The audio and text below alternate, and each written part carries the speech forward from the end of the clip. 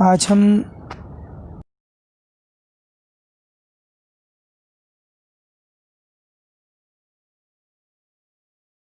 Chennai has a branch at Mumbai. Goods are sent to branch by adding 25% in the cost price. The branch makes both cash and credit sales.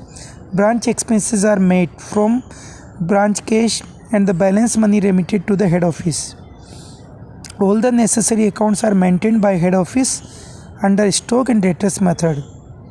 From the particulars given below, calculate the profit or loss made by the branch for the year ended 31st March 2015। Question इस तरह से है। आगे further information दी हुई है। Branch stock at cost on 1 अप्रैल 2014। इसका मतलब ये ओपनिंग स्टॉक है 9000। इसी तरह से ओपनिंग डेटर्स दिए हुए हैं 3000। ओपनिंग बैंक बैलेंस भी, ब्रांच बैलेंस भी दे रखा है 2800। Transactions during the year 2014-15। Goods sent to branch at cost 18000। Goods return by branch to head office at cost 360। Further information है। Cash sales paid into bank 4800। Credit sales 24000। Goods return by customers at selling price 180। Cheques received from credit customers 22000। Discount allowed to customers 440। Bad debts return of 260। Cash remitted to head office by branch 25000। Expenses paid by branch, salaries and wages 400। miscellaneous expenses 200। rent, rates and insurance paid by head office 500। Balance on 31st March 2015। Branch stock at cost दिया हुआ 3744। और दो information जो है missing बताई हुई है, जो हम वर्किंग नोट से निकालेंगे। Branch debtors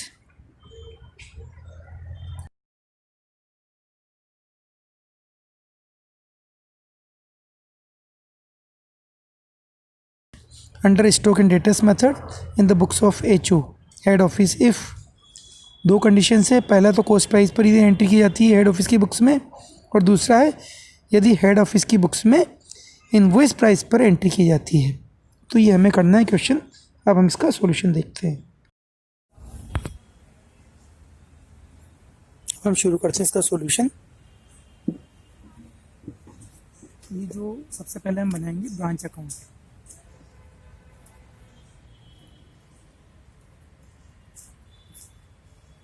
branch stock account, branch debtors and stock method में ब्रांच स्टॉक अकाउंट बनता है। ये ट्रेडिंग अकाउंट की तरह यूज़ होता है। इसके अलावा और जो अकाउंट बनेंगे वो भी हम ओपन करके शुरू कर देते हैं। यहाँ पर goods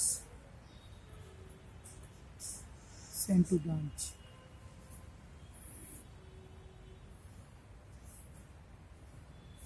goods sent to branch के बाद है branch debtors account.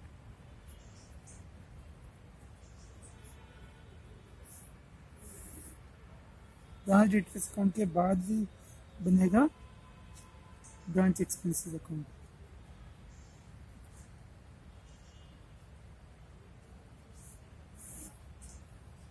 Branch expenses के बाद दो अकाउंट और बना लेते हैं। ब्रांच P&L अकाउंट, जो कि ट्रेडिंग अकाउंट जो बनाया है ब्रांच स्टॉक अकाउंट के रूप में। उसके बाद बनेगा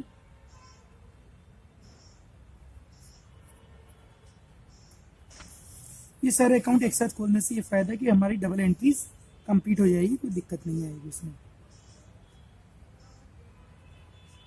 ब्रांच बैंक अकाउंट, ये ब्रांच बैंक अकाउंट बनाएंगे। तो ये कुल मिलाकर सारे अकाउंट हमें बनाने हैं, और अब हम इनको एक एक करके लेते हैं। हर जो ट्रांजेक्शन है उसको कंसिडर करेंगे। सबसे पहले ब्रांच का ओपनिंग स्टॉक एट कॉस्ट दिया हुआ है, और चूंकि एट कॉस्ट बेसिस पे कर रहे हैं हम एट कॉस्ट, तो यहाँ आएगा टू ओपनिंग स्टॉक जो है ये बैलेंस ब्रॉट डाउन।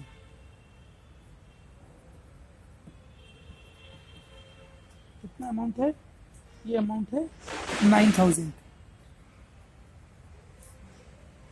इसके बाद नेक्स्ट है इसमें, क्योंकि और तो स्टॉक से रिलेटेड है नहीं, ये डेटर्स है, ब्रांच डेटर्स ओपनिंग है, तो इनको भी ओपनिंग बैलेंस लिख देंगे।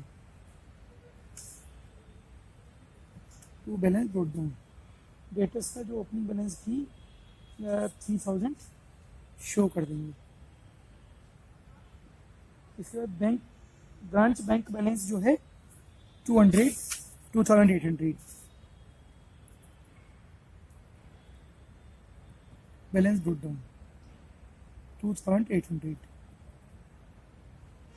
इसके बाद नेक्स्ट ट्रांजेक्शन है 18000 goods send to branch at cost. Goods send to branch जो है आप देखें ये दो जगह इम्पैक्ट आएगा, दो अकाउंट में इसका। गुड्स सेंड टू ब्रांच कितना है कॉस्ट पर 18000, तो यहाँ डेबिट करेंगे ब्रांच स्टॉक अकाउंट में, और branch goods send to branch account जो है इसमें करेंगे बाय ब्रांच स्टॉक 18000। इसके बाद नेक्स्ट है goods return by branch to head office. ये वापस किया है माल, तो यहाँ पर सेम इसी तरह से बाय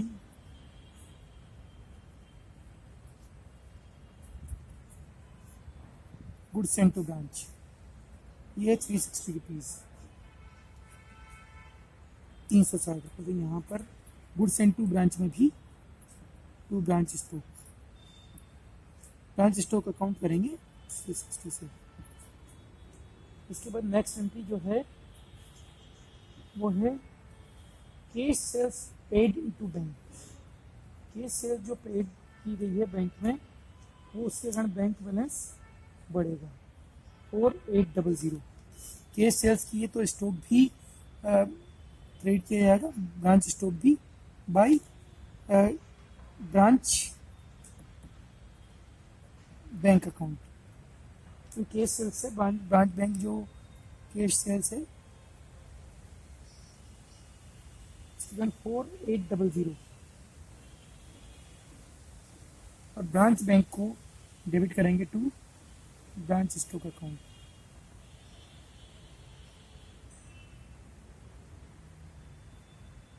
4800।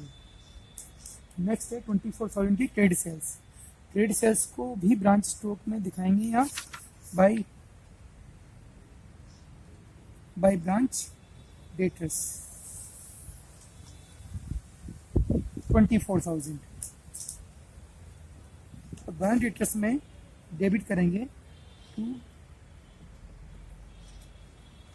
Branch stock 24,000। नेक्स्ट है इसके बाद goods return by customers at selling price. Selling price पर कस्टमर्स ने रिटर्न किया है, क्योंकि इनको सेलिंग प्राइस पर ही एंट्री होती है, तो यहाँ ब्रांच स्टॉक डेबिट होगा to branch debtors 180। Branch debtors के क्रेडिट साइड में करेंगे बाय ब्रांच स्टॉक 180। इसके बाद है cheque received from credit customers, यानी ब्रांच डेटर्स से हमें 22,000 रुपये के चेक रिसीव हुए हैं, तो डेटर्स तो देने वाले हैं इसलिए क्रेडिट होगा bye branch bank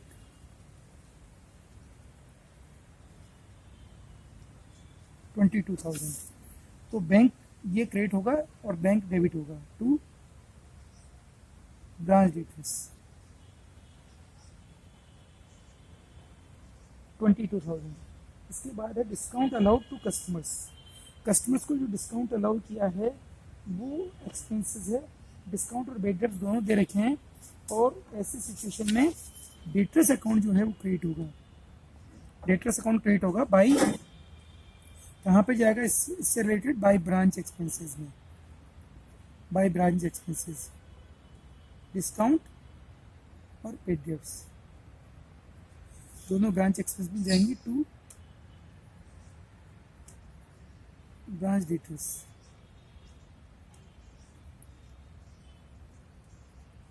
bed debts और डिस्काउंट दोनों ही आएंगे। डिस्काउंट है 440 और बेड डेट्स है 260, कुल मिलाकर 700 रुपये, 440 डिस्काउंट 260 रुपये, कुल मिलाकर 700 रुपये यहाँ पर दोनों अकाउंट में एंट्री कर दी गई है, ब्रांच डेटर्स में भी और ब्रांच एक्सपेंसेस में भी। इसके बाद है cash remitted to head office by branch. Branch ने हेड ऑफिस को जो कैश रेमिट किया है तो ये एक ही जगह एंट्री होगी, क्योंकि यहाँ से हेड ऑफिस को ट्रांसफ़र किया और कोई अकाउंट इम्पेक्टेड नहीं होगा। By bank account,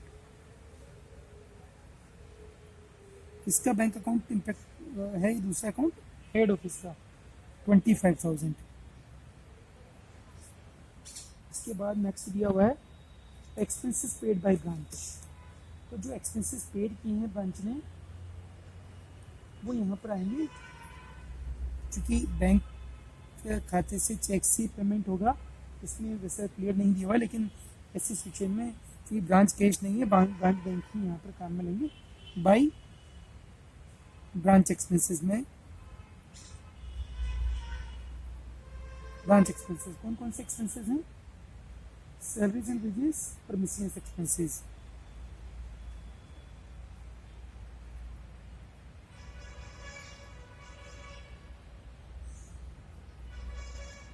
miscellaneous salaries and wages है 400,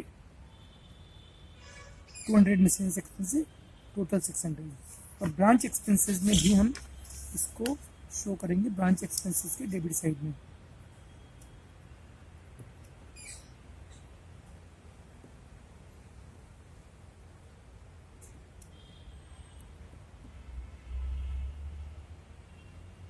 सैलरी एंड वेजेस,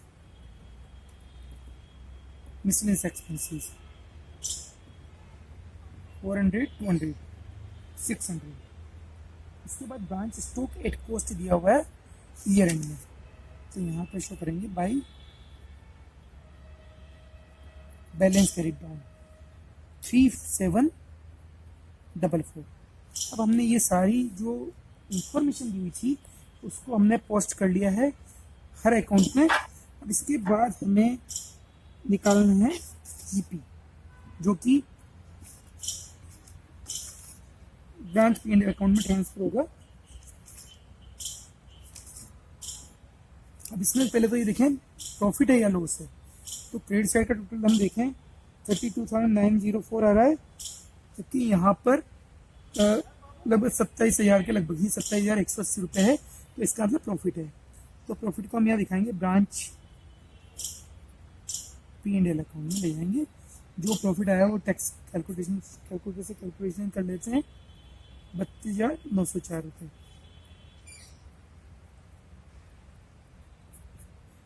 तो प्रॉफिट निकलता है 5724, ये रहेगा ग्रोस प्रॉफिट। और ये branch P and L account में क्रेडिट साइड में इसको शो करेंगे by branch stock 5724 GP.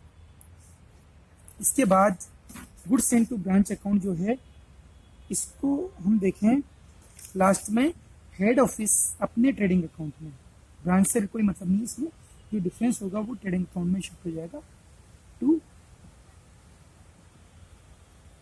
Trading account. किसका रहेगा? हेड ऑफिस का। इसमें जो डिफरेंस है 17,640 रुपये।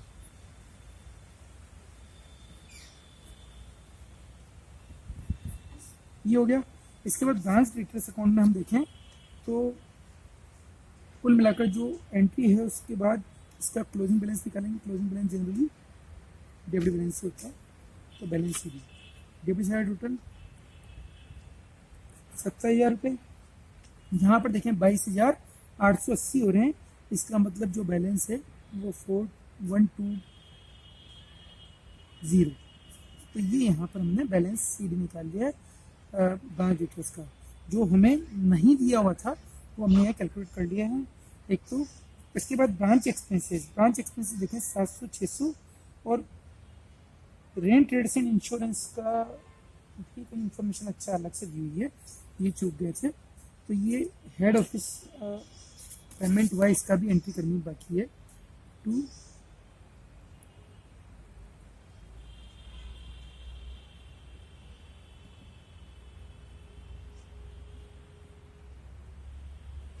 रेंट रेट्स एंड टैक्सेस अलग से दे रखे हैं 500।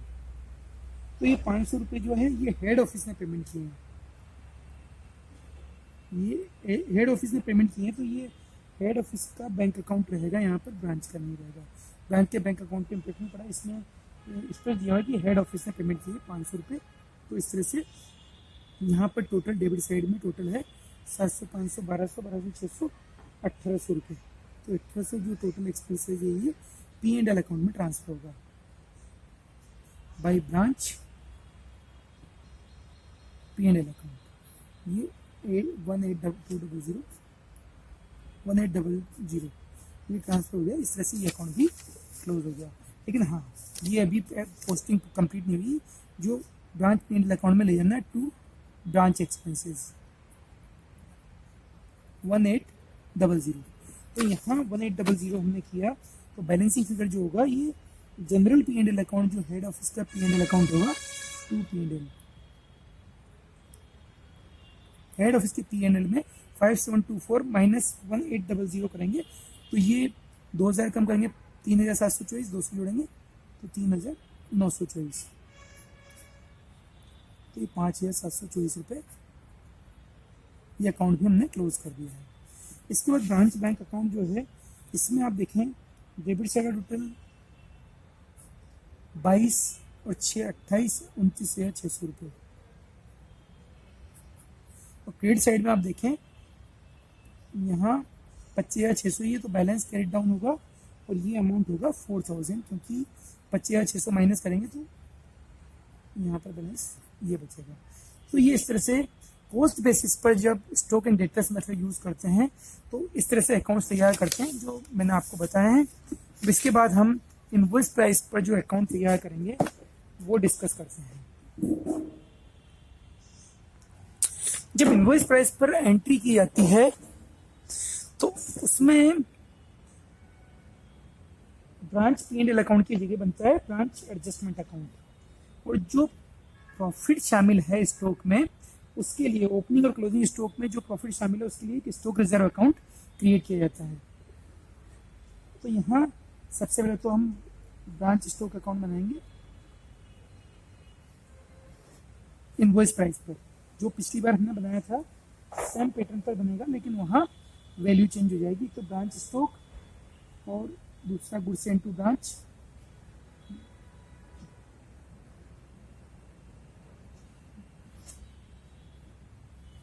इसके बाद इसके अलावा दो अकाउंट और रहेंगे, एक तो ब्रांच स्टॉक रिजर्व अकाउंट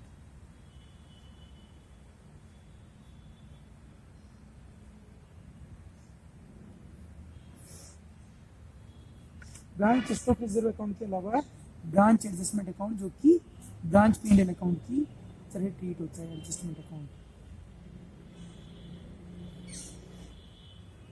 तो यहाँ पर हम शुरू करते हैं, वापस दोबारा ट्रांजेक्शन देखेंगे। अब इसमें एक बात ध्यान रखने की बात है कि अपने तीन अकाउंट जो हैं branch expenses account number 1, number 2,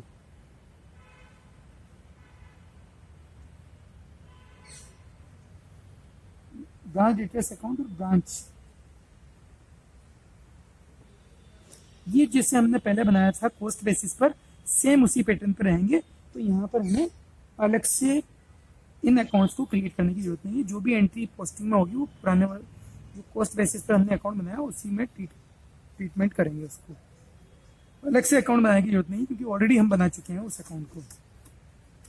तो यहाँ सबसे पहले हम शुरू करें ब्रांच स्टॉक। जो ओपनिंग स्टॉक है 9000, इसको इनवॉइस प्राइस पर दिखाना है। बैलेंस ब्रोट डाउन 9000 प्लस 25%, तो 25% कितना होगा 2250, यानी 11,250। तो 11,250 है। तो इसमें जो प्रॉफिट का पोर्शन शामिल है ओपनिंग स्टॉक में उसके लिए भी एंट्री की जाएगी, और ये होगी स्टॉक रिजर्व अकाउंट के थ्रू। ये क्योंकि पिछले साल से ही यदि माना जाएगा कि इनवॉइस प्राइस पर एंट्री की जाती है तो 2250 रुपये स्टॉक रिजर्व पहले से क्रिएट किया हुआ था बाय बैलेंस ब्रोट डाउन 2250, जिसे ड्यूरिंग द ईयर साल के शुरू में स्टॉक एडजस्टमेंट अकाउंट में ले जाकर ख़त्म करेंगे। स्टॉक एडजस्टमेंट अकाउंट 2250, तो यहाँ होगा by stock branch stock reserve, यहाँ पे भी ब्रांच स्टॉक रिजर्व 2250। इसके बाद नेक्स्ट एंट्री हम देखें, ये ब्रांच डिटेल्स और बैंक को हमें नहीं देखना है। Goods sent to branch at cost दे रखा 18,000 रुपये, तो goods sent to branch, goods sent to branch, तो ऐसे सिचुएशन में जो गुड्स सेंट टू ब्रांच है उसको कॉस्ट में 25% जोड़ेंगे। यहाँ पर goods sent to branch 18,000 plus 25%, कुल मिलाकर ये होगा 22500। इसका मतलब 4,500 रुपये प्रॉफिट पोर्शन शामिल है, जिसको stock reserve stock branch adjustment account में ट्रांसफर करेंगे। तो ये एंट्री तो हो गई यहाँ पे बाय ब्रांच स्टॉक अकाउंट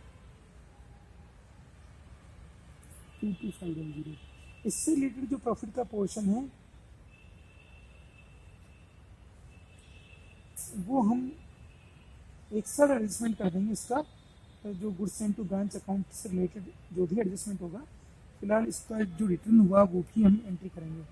जो रिटर्न किया goods return by branch at HO at cost 360, तो यहाँ पर करेंगे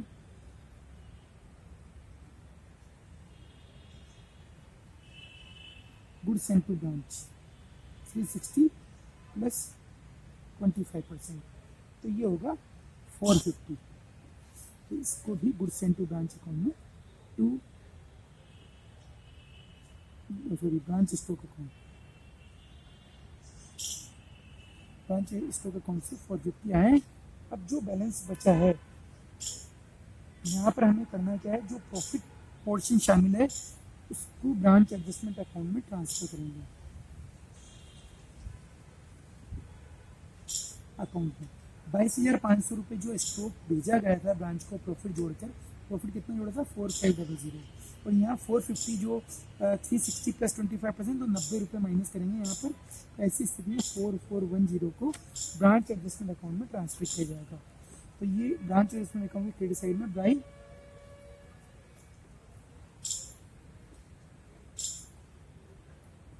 गुड्स इनटू ब्रांच, इसको कहते हैं लोडिंग।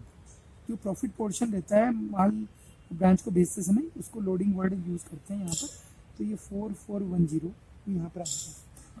इसके बाद नेक्स्ट हम देखें case sales paid into bank.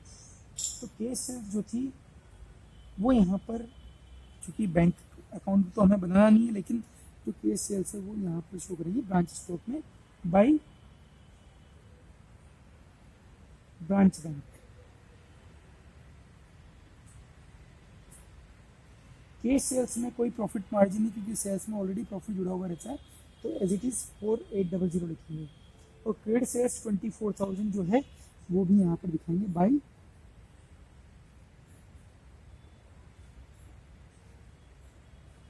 $24,000। इसके बाद देखें गुड्स रिटर्न बाय कस्टमर्स। जो कस्टमर्स ने गुड्स रिटर्न की है उसकी एंट्री करेंगे ब्रांच डेटर्स अकाउंट। इसकी डबल एंट्री करना जरूरी है, लेकिन हम ऑलरेडी अकाउंट बना चुके हैं ब्रांच डेटर्स और ब्रांच बैंक का, तो इसलिए इसको डबल एंट्री पूरी नहीं कर रहे हैं। ऑलरेडी पहले जो अकाउंट है वही इस पोर्शन में भी काम आ जाएगा। तो 180।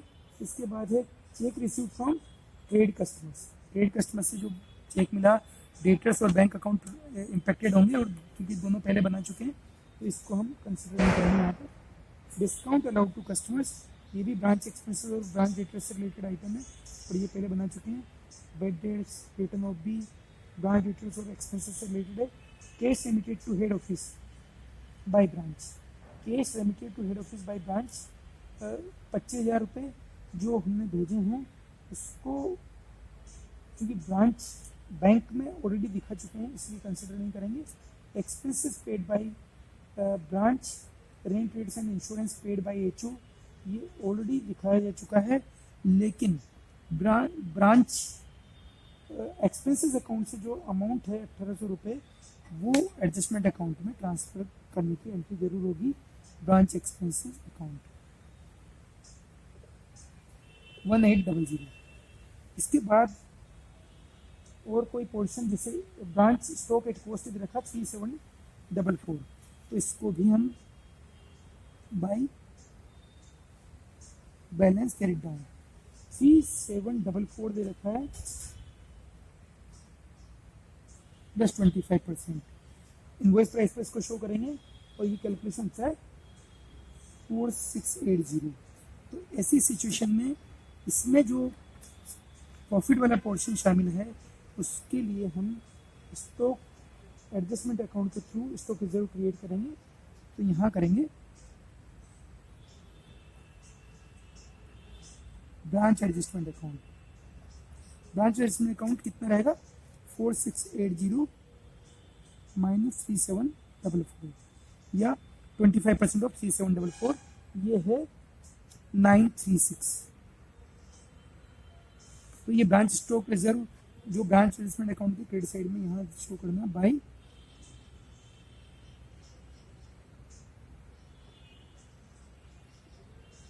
रिजर्व अकाउंट 936 यहाँ पर शो करेंगे। ब्रांच स्टॉक रिजर्व क्योंकि ओपनिंग क्लोजिंग स्टॉक के लिए ही बनाया जाता है, तो यहाँ पर बाई बैलेंस क्रेडिट डाउन कर देंगे 936।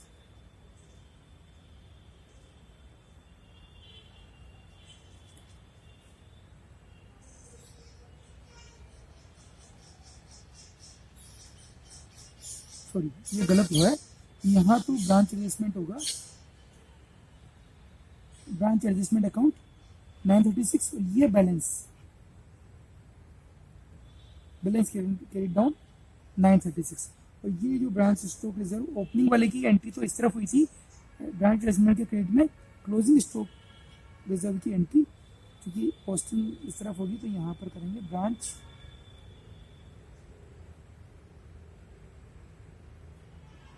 $936। तो ये हमने एंट्री की है। इसके बाद जब सारी एंट्रीज हम कर चुके हैं तो अब बैलेंसेज निकाल लेंगे इनके।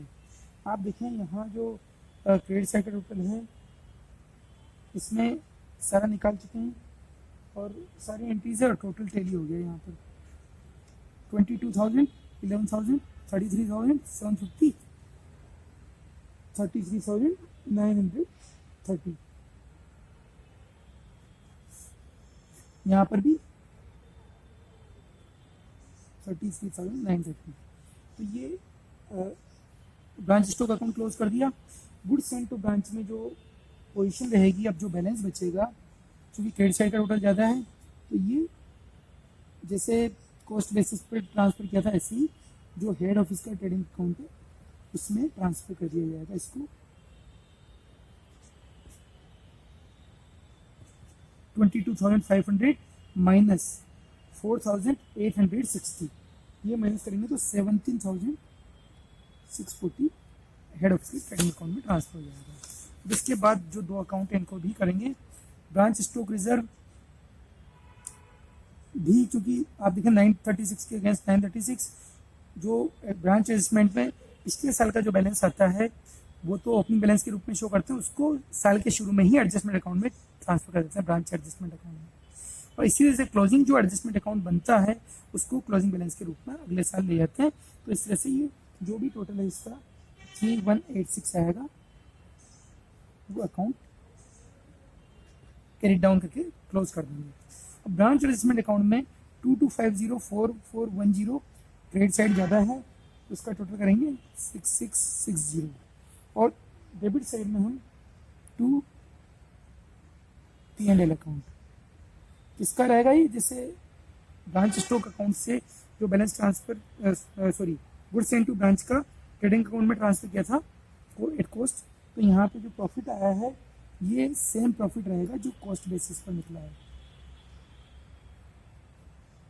ये P&L अकाउंट हेड ऑफिस के P&L अकाउंट में ट्रांसफर करेंगे और इस तरह से 6660 ये हमारा कैलकुलेशन हो गया।